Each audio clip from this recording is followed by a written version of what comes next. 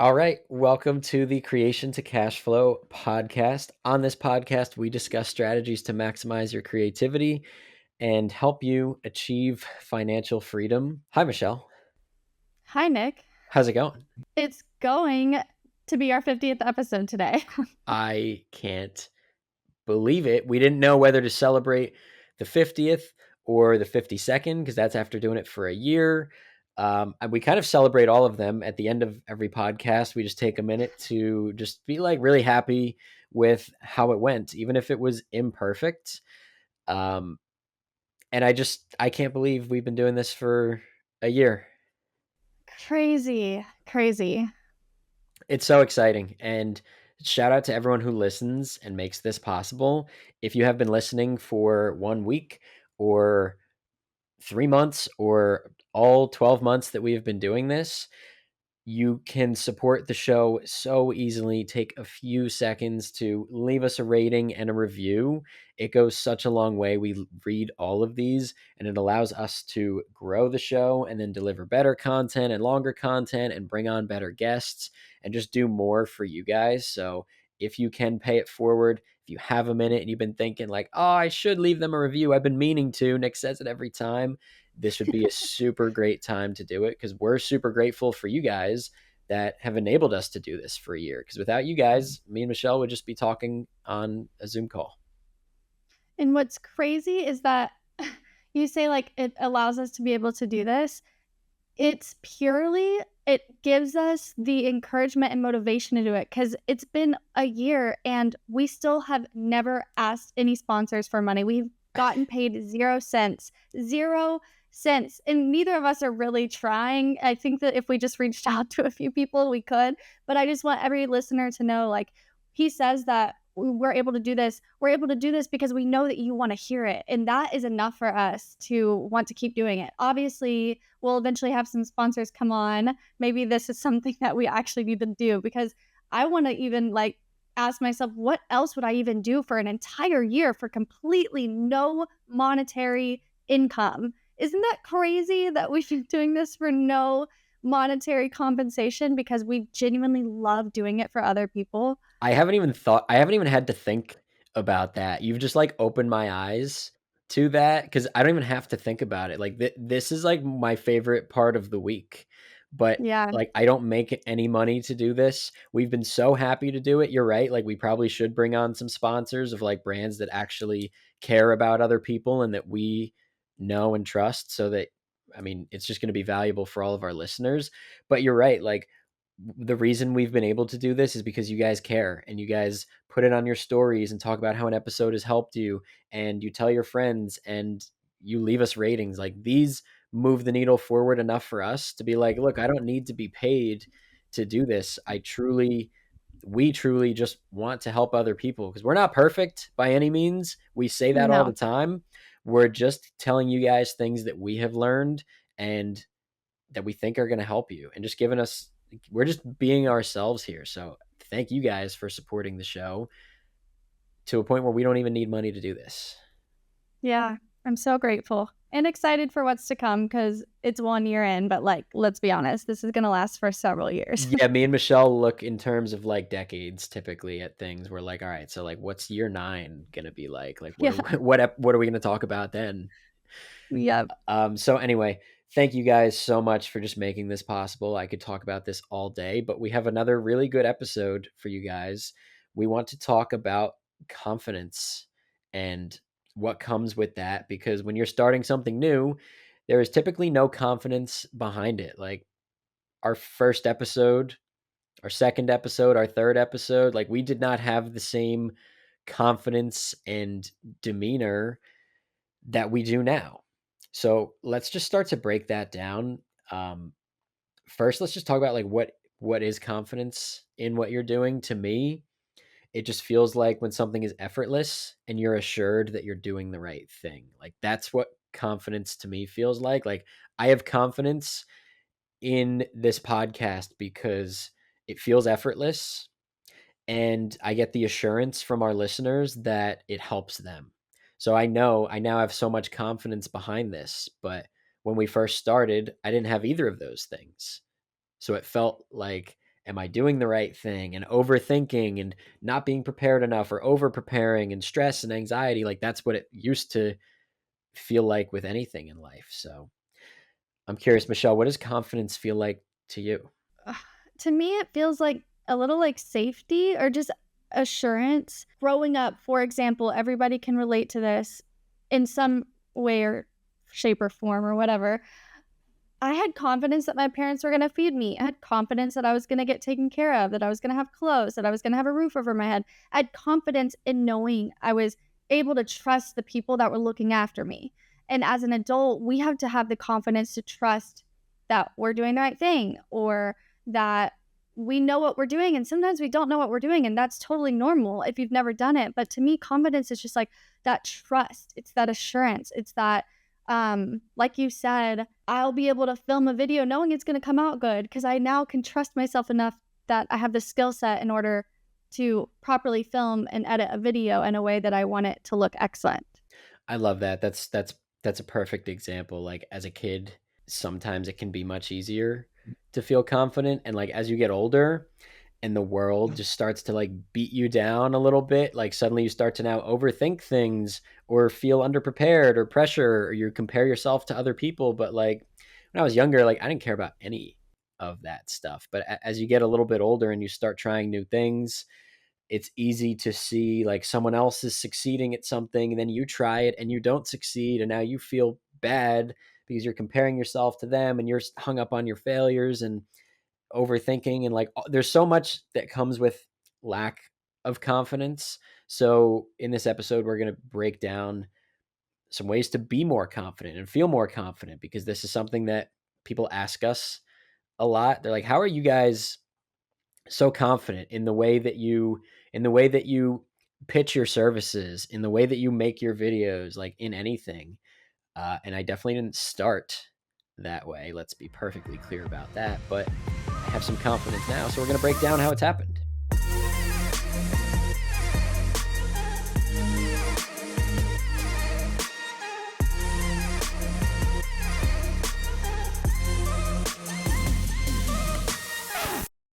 Where do we begin, Michelle? I think first we need to just talk about practice. Yes, action. Yeah, there is no hack to be confident at something that you're brand new at, because you're going to be bad at that thing.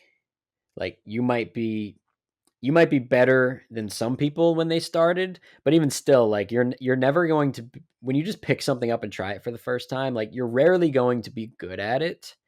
So you have to just realize like practice, practice, practice. And I know that sounds so corny, but we can't hear it enough times, because if we know that it's obvious like you need to practice something to be good, why do we still beat ourselves up so much when we're bad at something even though we're new at it?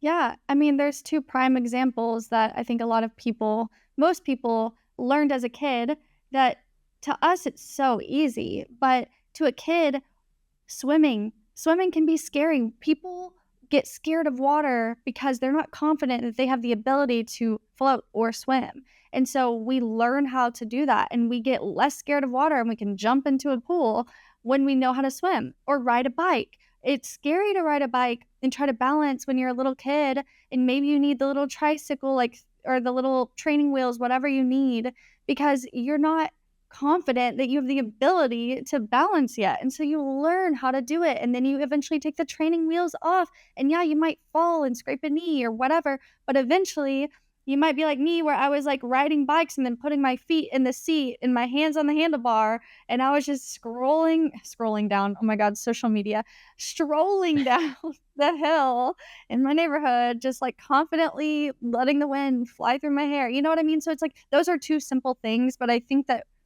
we forget that we had to learn those things as kids, you know? Yeah, everything is unfamiliar at first. I used to be terrified trying to ride a bike like without training wheels. That was like such a fear of mine, and it's just because it's unfamiliar, and also because you don't know how it works. Like I'm such a math science person. I always have been. I wish my parents were too, and they could have just explained like the faster you move, the less likely you are to fall, because like when the wheel is in motion, all of the forces actually want to keep it standing up. And like no one explained that to me. I don't think that would have helped all that much when I was 6 trying to learn a bike, how to ride a bike. I assume that's how old you would be when you're learning that. But if someone just said like made me more familiar with it and explained like if you go fast, you're actually less likely to fall because the bike wants to stand up. Because I remember I used to stand in the grass and my dad would hold the back of the bike and I would try and stand on it and it would be so hard to balance. And I'm like, how am I supposed to do this now when I'm moving? But no one explained, it was unfamiliar. So no one really made it clear, like, oh, you just have to, if you're pedaling and you're moving, you're less likely to fall. That didn't make sense to me. So how do you figure it out? You just try. You just try Yeah. and you be bad at it and you fall a couple of times and then you learn like, all right, well, I fell to the right. So like next time I start falling to the right, I need to turn a little to the right to catch myself. And then next time, then you fall to the left and you fall off. And you're like, oh, okay. So now I know like I can turn into it when I fall. And all of a sudden you start to get better. It starts to get more familiar and you become a little more confident. Yeah, and muscle memory really is so powerful, and people forget that your creativity is also a muscle that you need to work on.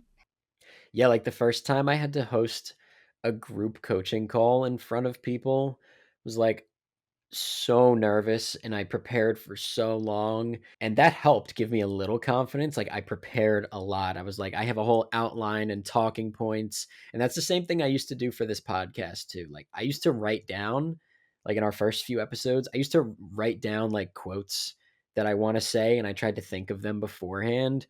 And now I'm just like, I'm just going to say what comes to mind because now I get it. Now it's familiar, like my creativity, like I know what I'm doing now. It's familiar, I get it, I've practiced, but it didn't start that way. Yeah, and for me, I think going back to confidence, knowing who you are, like you just said, you needed your parents to explain how things worked, and you know that about yourself. You know you need to know the why, right? Well, for me, I was more nervous having to think about an outline or a script or quotes because I'm like, I trust myself more on the spot. I'm so much better on the spot without having to think, without like I usually just open my mouth and things start coming out of it and I don't have to think about what I'm going to say. And when I do, I'm not as confident because I'm like, oh, I'm going to be overthinking or I'm going to be in my head and not present in the moment. But I'm so confident with the knowledge I've acquired over the last 30 years of my life that I know it's just going to come out because I already put it in to my head. It's there somewhere. I just have to start talking and it'll find its way out to you guys. Yeah. This is how we create our episodes. On Monday nights, me and Michelle get together for a few minutes and we talk and we're like, what do we want to talk about? Because I still create an outline for these episodes just so that like we're not just totally rambling the whole time. Like we have some sort of structure. And that's another thing that gives me confidence, preparation. How Mhm. much time do you spend preparing for something? I don't have to prepare as much, but I still come thoroughly prepared. Um, but yeah, Yeah. that's what we do. Like I pretty much ask Michelle, I'm like, what do you think we should talk about? And then we'll decide on a topic together. And then I'll just like ask Michelle questions and get her just like spewing a perfect podcast outline at me. And I'm trying to keep up with it and write it down. And it's just like it's in her head already. I just have to extract it. So we call it, I'm like, all right, we're gonna make the extraction now. We're gonna figure out our podcast episode. Surgery. Yeah. Surgery for the podcast. Yeah. It's a very delicate medical procedure to remove podcast outlines from Michelle's brain.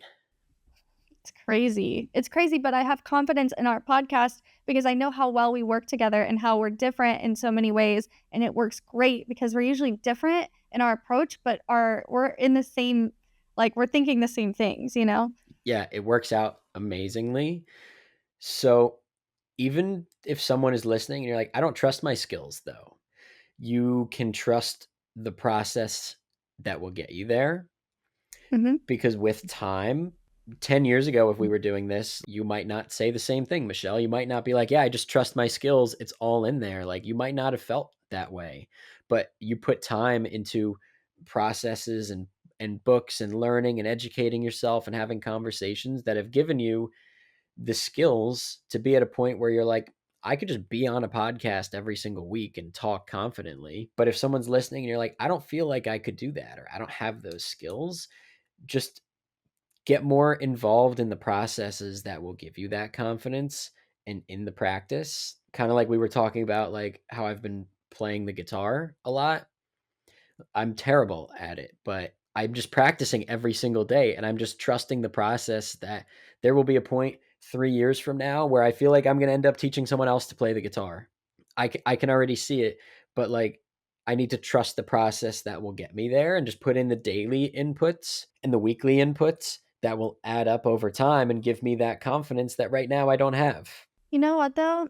A lot of people, and we said this in our previous podcast episode, a lot of people want to learn guitar, but then they never pick it up. And you're different. And you know what's interesting? Because I learned a lot about confidence, but one thing that just helps people be more confident is challenging themselves with new things. So always trying new things, always trying something and doing it, knowing that you're not good at it, because it just builds your self esteem once you finally become good at something. And it's not even about the specific thing you're doing. Like that's why I think college isn't a complete waste of time for some people, even if you don't use your degree, because what you're doing is you're challenging yourself, you're putting yourself through this learning process. And you're not in your earning phase, you're in your learning phase. And it's like if you do that with one thing, then you can trust yourself that you can do it with something else. And then it's like a compound interest of building that confidence in yourself. And then therefore you can now go to the guitar and be like, you know what? I once wasn't a life coach, but I built that business up. So now I'm going to pick up a freaking guitar and I'm going to build up the skill. And you know what? After you're teaching them 3 years, you're going to pick something else up. Maybe it's surfing finally. Yeah. And then you're going to like be really good at that. And so it's not about the specific subject or thing that you're pursuing. A lot of times it's about doing something always to be continuing to learn and suck and fail and keep going. And then you're going to be really good at something eventually. That is so perfectly said and such a good segue into like let's get deeper as to like what happens in people, because you're right, like my confidence to just go buy a guitar and know that I'm going to get good at it comes from the fact that I have overcome other challenges. And like the deeper reason, like this is something I got really in touch with when I was doing my life coaching that gave a lot of other people like an aha moment, was that confidence does not come from your actual abilities or how you look in the mirror. Your confidence comes from your ability to keep promises that you make with yourself.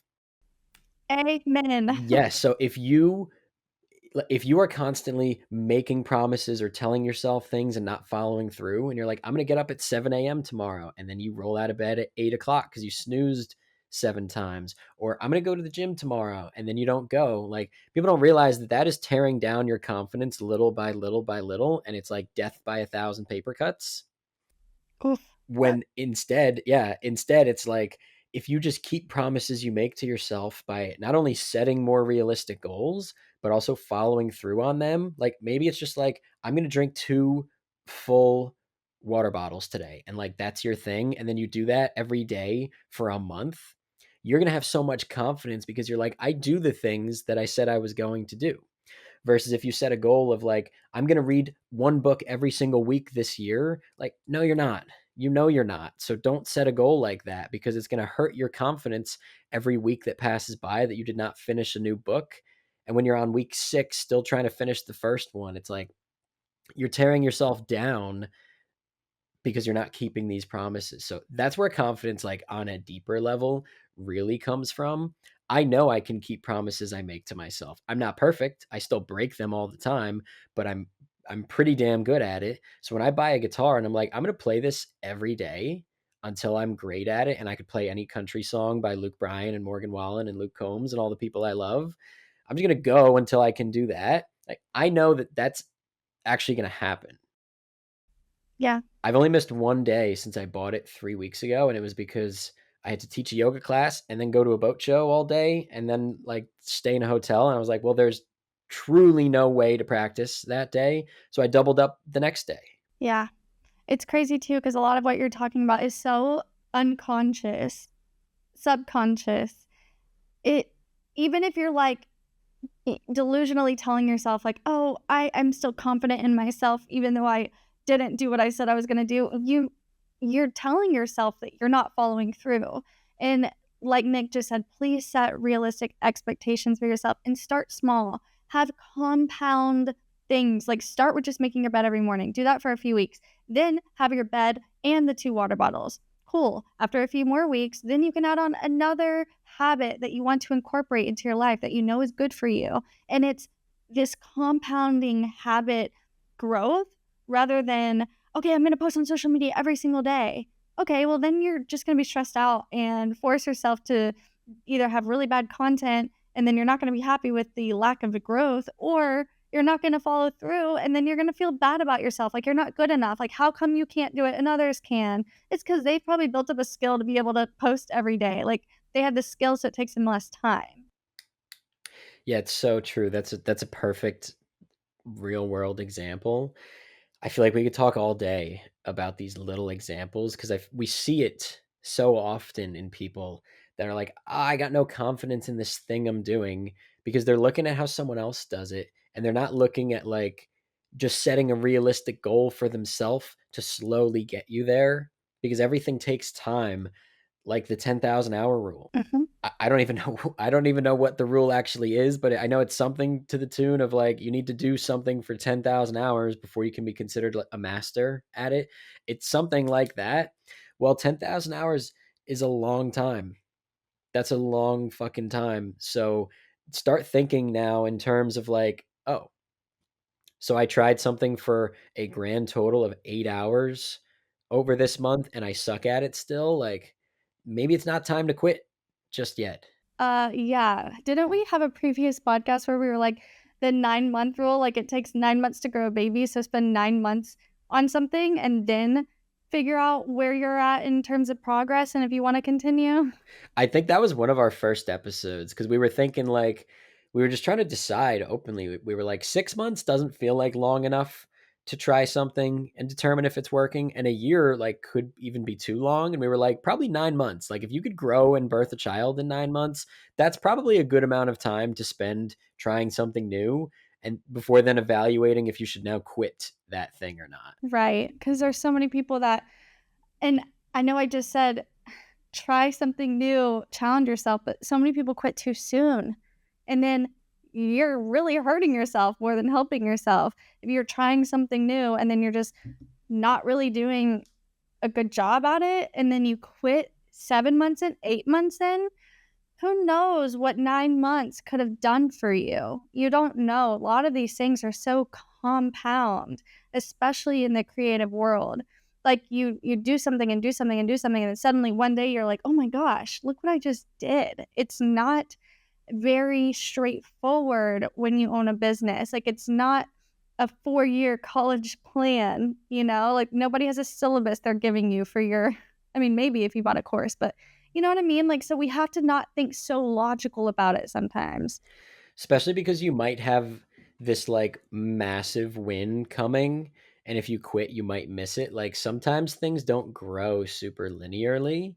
Like maybe you've been making content every single day, twice a day for a year, and on that like 366th day, like you're going to have a super viral video that just makes it all worth it. But like what if you quit on like on that 1 year anniversary? What if you quit that day, you know? So you never know like when you're right on the edge of a massive breakthrough. And that's another thing that you have to have confidence in, is that if you keep putting in work, there will be a payoff. Yeah. It Gosh, I have so many examples coming to my head right now, but one of the things I was thinking of is how my Instagram, I took a step back and I didn't do anything with it, and then I got back in it, and I, because of our podcast, had the confidence to just know that if I just show up, it's gonna eventually grow. If I just show up, it's gonna eventually get somewhere, and I hit 100,000 followers today, like, literally today, and I'm like, "Wow, I didn't have that a year ago, I wasn't even posting on it." However, it's my account since 2011. We're now in 2024. Like, I've had this account for a very long time, and so it's one of those things where it's like, I know if I sow, I'm gonna reap something eventually. So timeline-wise, don't stick to the 9 months. Let it be a guide because you never know how long it's gonna take you.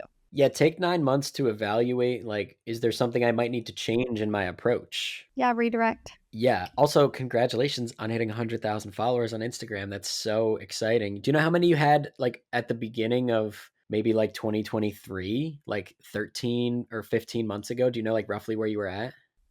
Yeah, so last July I had 3,000. So and that's when I started really posting again. So I really went from like 3,000 to, I mean, is that 9 months? What's July to March? Um, yeah, last July. Or you mean the July Yeah, is before that, that? no, no, July 2023. What's, Yeah, how many months is July to March? about 9 months. Wow. So yeah, there you go. That's so awesome. Good for you, Michelle. So well deserved. Not surprised at all. You're gonna be at 200,000 before we know it because your content's killer. But like that also means that your content like probably was not killer for a long time. No, it wasn't. And even when I got good at my content, it took a while for it to pick up, you know? And I knew that, oh, my account isn't growing not because I'm not good at this now, because I've put in well over 10,000 hours at creating content. Well over. I've been doing this for over 10 years, guys. So just think about that for a second. But I I knew it wasn't personal. You know, I knew if I just kept showing up, eventually my people would find me. I would attract my people, and I have, and I'm so grateful, and it feels very normal. I think because I'm still really far behind. My TikTok has way more followers, but it's just like it's not about the followers. It's about the fact that I stuck to doing what I enjoyed doing, knowing there's a reason I enjoy doing this. I'm getting better at it each day, and I like it. So you know what? I'm just gonna do what I can. And if I only get to 10,000 followers, that's a huge win. That's amazing, and I'm good with that. You know? I love it. I absolutely love it. I think another really good thing for us to talk about is how important it is to not only be humble, but be okay getting humbled as you're trying to build confidence in these things. For example, this is such a funny one.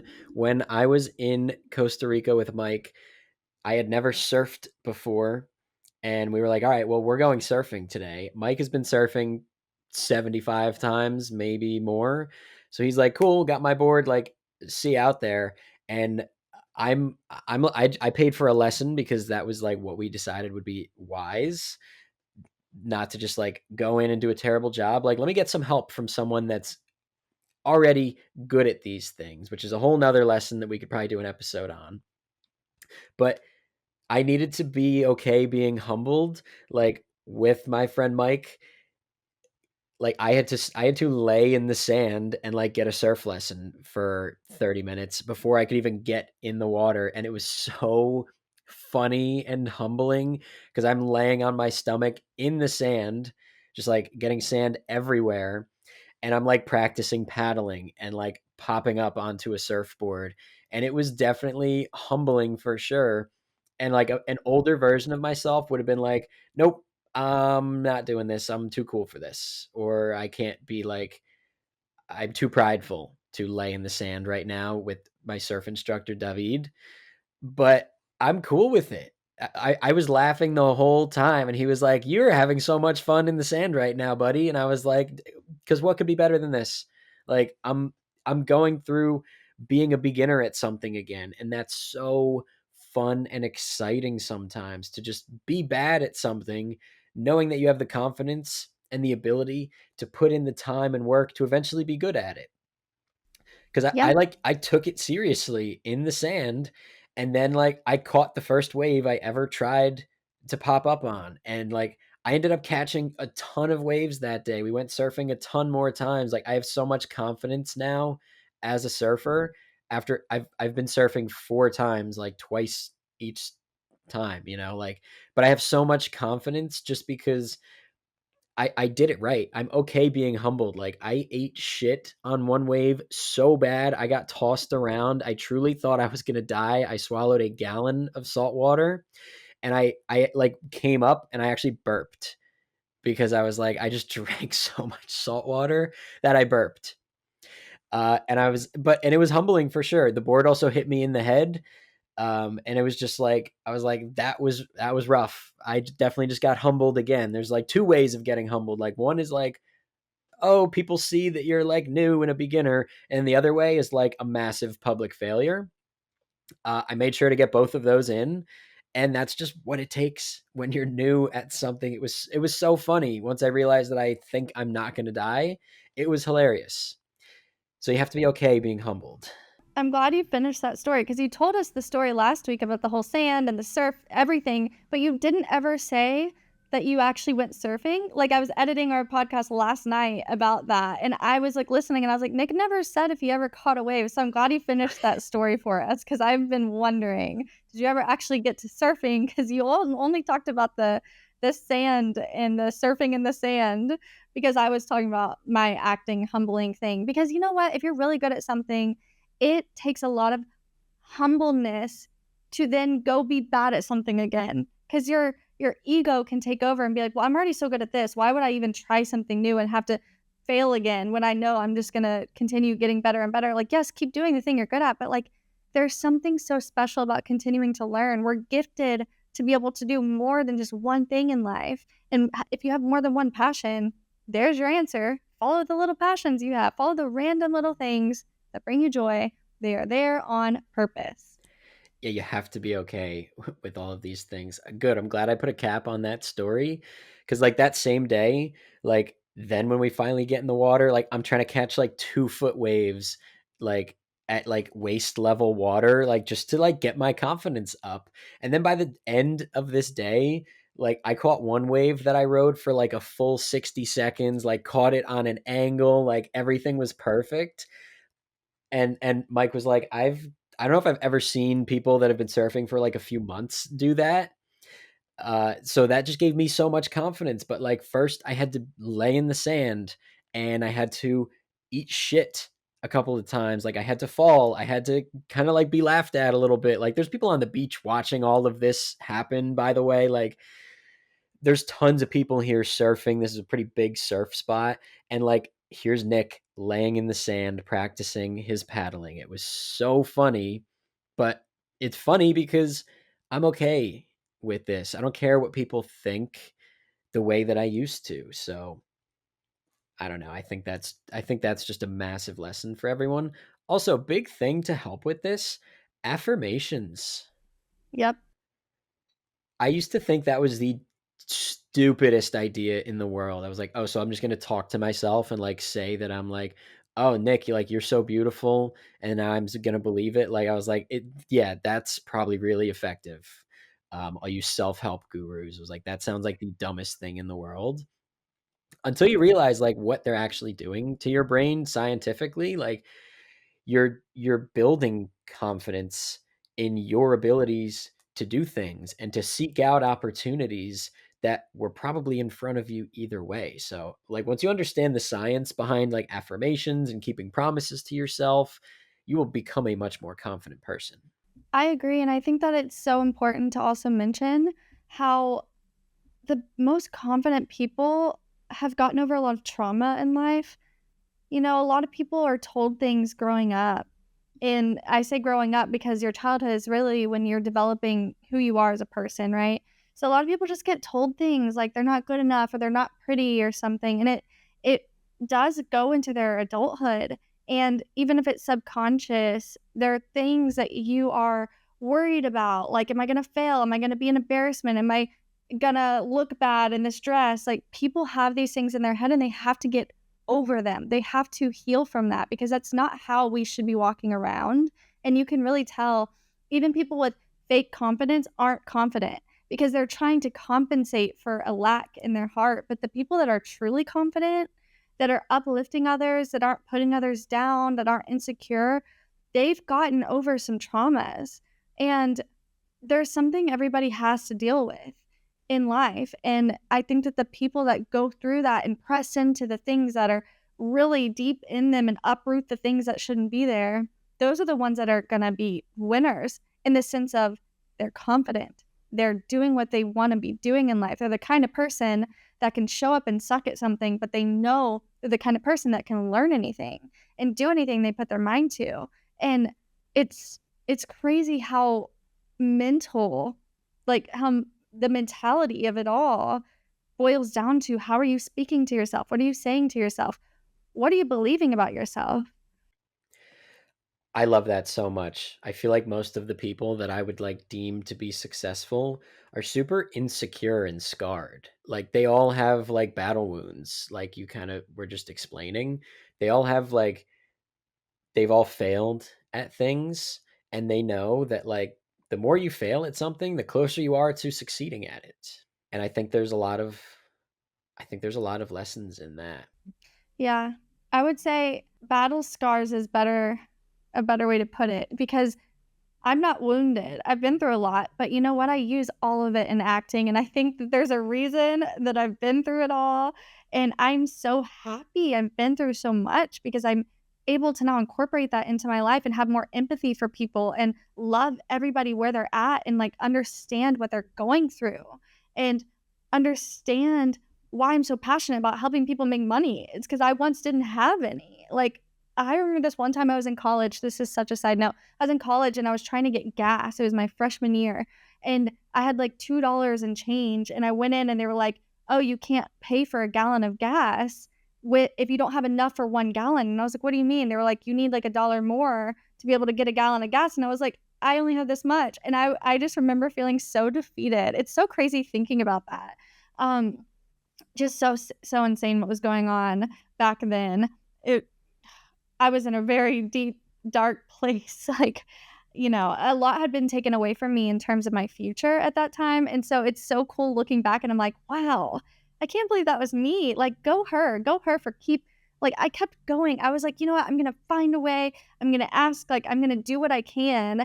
And I was still happy in life, even though that was it sounds so sad, but I was happy. I was just like, "Oh, okay, I just gotta find the money. Okay, I didn't know that that's how gas worked." Like, wow.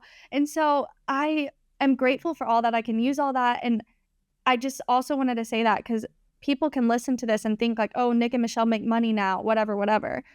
But I was once there. And that I always remember that girl who I was, my early 20s. And I'm like, I'm doing it for her. I'm doing this because other people might be in this boat and I want to help them make money through Amazon or TikTok shop or whatever. So it's like let that drive your passions, not put your self-esteem down and make you feel like you're not good enough because you weren't given something. No, go out and fucking make something. You are good enough, you know?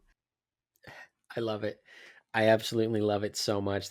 I'm so happy you shared that story right there. That is so inspirational.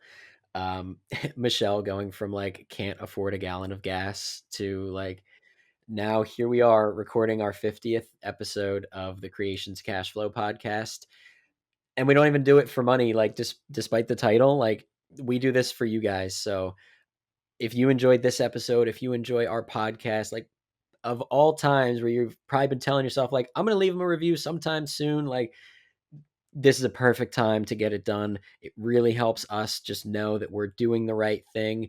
And like I said, bring on better guests. Like, we want to get other people here telling amazing stories. And the more 5-star reviews and great reviews we have, like, that's what gives us the ammo to bring on other amazing people and hear more amazing stories. So, also, you guys, if you're like, oh, I wish they would talk more about this, go to creationtocashflow.com, creationtocashflow.com, leave us a message or ideally a voice memo. You could do it on there. Tell us your name, where you're from, what you need help with, or what your question is. We'll probably do a whole podcast episode or at least just take some time to talk about it with you for you. You could find all of our short form and long form clips at Creation to Cashflow. You could find more from me at Get Ahead with Nick and more from Michelle at Michelle JH Michelle with 2 L's, 4 E's. You'll see her on Instagram with 100,000 followers now. Congrats, Michelle. And we'll see you guys next time.